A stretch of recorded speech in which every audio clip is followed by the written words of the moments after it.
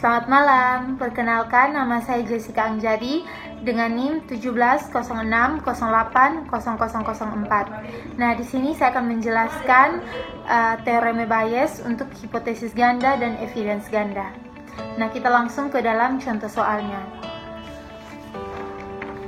Nah, di sini saya mengambil contoh kasus penyakit pada sapi. Nah, di sini ada 3 jenis penyakit. Yang pertama yaitu penyakit SE, yang kedua penyakit brucellosis, yang ketiga penyakit helminthiasis. Nah, di sini kita memberikan kode dari masing-masing penyakit ini yaitu H1, H2 dan juga H3. Dengan gejala dari ketiga penyakit tersebut yaitu yang pertama sapi terlihat lemas, nafsu makan menurun, dan sapi terlihat kurus, yaitu G1, G2, dan G3. Nah, dari penyakit dan gejala tersebut kita masukkan ke dalam tabel penyakit dan juga gejala. Di sini ada sapi terlihat lemas, nafsu makan menurun, sapi terlihat kurus, penyakit SE, brucellosis, dan helminthiasis. Lanjut kita masuk ke dalam tabel nilai probabilitas. Nah, di dalam tabel nilai probabilitas ini kita masukkan nilai probabilitas ke dalam masing-masing penyakit tersebut. Nah, karena nilainya sebenarnya diberikan oleh pakar, tetapi karena ada kasus pandemi COVID-19 ini, maka nilainya kita gantikan atau kita tentukan sendiri. Nah, di sini ada probabilitas untuk gejala, yaitu gejala PE1HI, terus PE2HI, PE3HI. Nah, E1, E2, dan E3 ini, yaitu E1 adalah gejala yang pertama, sapi terlihat lemas, E2 ini nafsu makan menurun, E3 sapi terlihat kurus. Lalu di sini ada I1, I2, dan I3. Nah, I1 di sini yaitu penyakit SE, terus I2 di sini yaitu penyakit brucellosis, dan I3 adalah penyakit helminthiasis. Nah, setelah itu kita masukkan nilai probabilitas atau bobotnya. Di sini PE1H1 ada 0,40, ada 0,20, 0,33, dan seterusnya.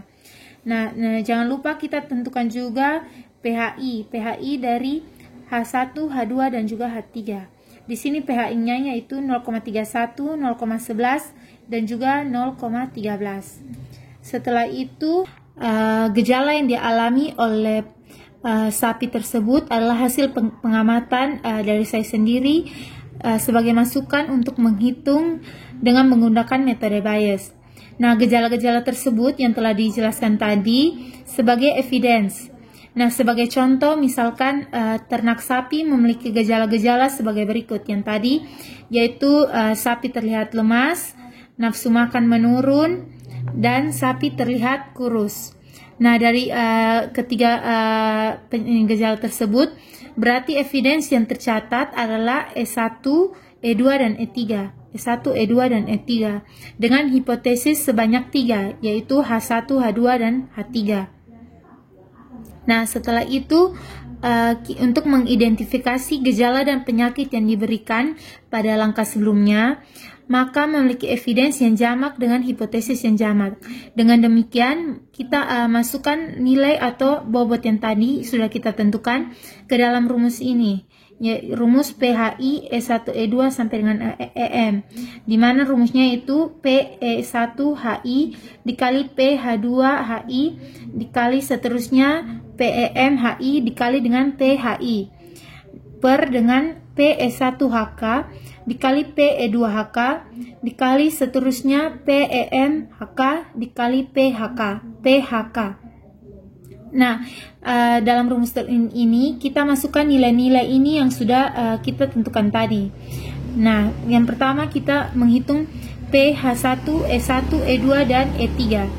Di sini kita masukkan dalam rumus PE1H1 dikali PE2H2 dikali PE3H3 dikali PHI per dengan PE1H1 dikali PE2H1 dikali PE3H1 dikali PHI ditambah dengan PE1H2 dikali PE2H2 dikali PE3H3 dikali PH2 ditambah dengan PE1H1 dikali PE2H2 dikali PE3H3 dikali PH3. Nah, sini kita masukkan nilai-nilai yang telah kita tentukan. PE1H1 dapat kita lihat di sini. PE1H1 yaitu 0,40.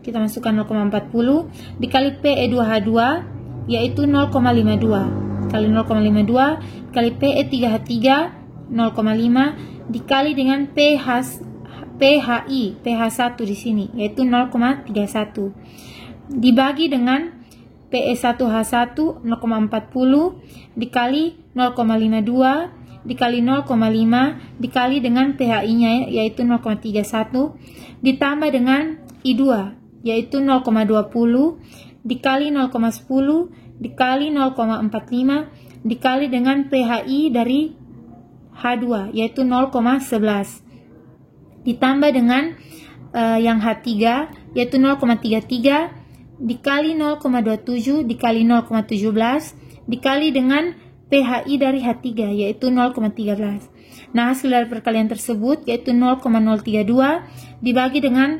0,035 yaitu 0,914 untuk H1. Nah, selanjutnya kita hitung PH2.